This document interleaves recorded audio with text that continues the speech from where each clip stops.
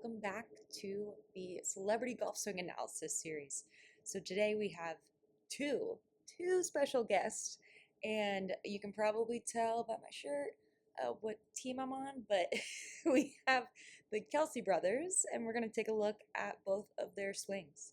Earlier this year, they both participated in the American Century Championship, which is run by NBC Sports. They do a charity celebrity golf tournament every year, and it was at Edgewood Golf Course in Tahoe, Lake Tahoe, South Lake Tahoe to be more specific. We're going to look at both of their swings at the same time. So let me go ahead and play them for you. You can take a look for yourself. First, let's take a look at setup. The address posture looks pretty good. I would say only thing is with Jason Kelce. So you can see here his hands are kind of slightly in front of his chin. Could be the camera angle. He might be able to step a little bit closer to the ball, which might help with a couple things. Let's take a look at the top of their backswing. So if we go to the top of both of their backswings, so about here, as you can see, Travis has a really good shoulder plane, and Jason's swing plane is a little bit more flat. It's not terrible, but just comparison from person to person. Look to check and see if either of them are coming over the top. Again, we draw a straight line down the club shaft at address.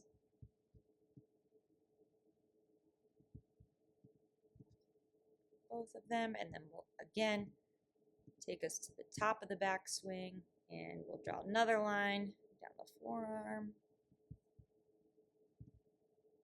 See, as you can see, the line's a little different for Jason's versus Travis's because Travis gets a really good downturn of his lead shoulder versus Jason's is a little bit more flat.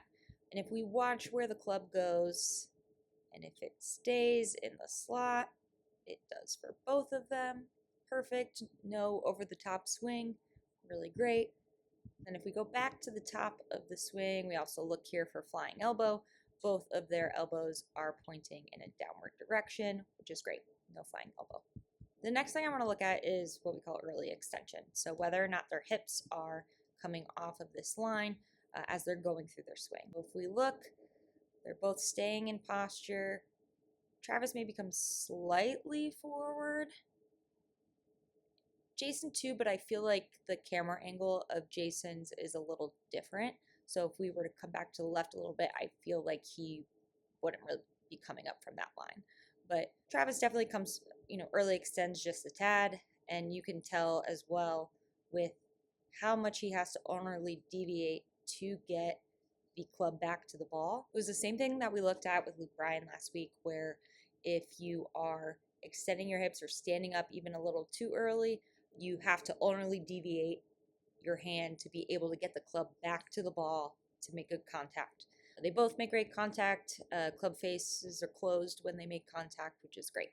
I think the biggest thing here, personally, is looking at their follow through. You can tell that Jason gets a really good weight shift to that lead leg. He follows through, he comes up onto his toes. If you look down at Travis, he gets some weight shift, but he hits the ball and look at his back. His back foot is still completely on the ground.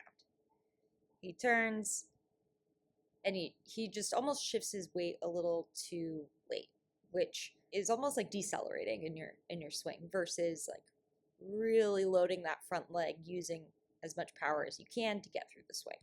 Again, we're a little bit limited with what we can look at just because we're only looking at down the line. We're not looking at, face on.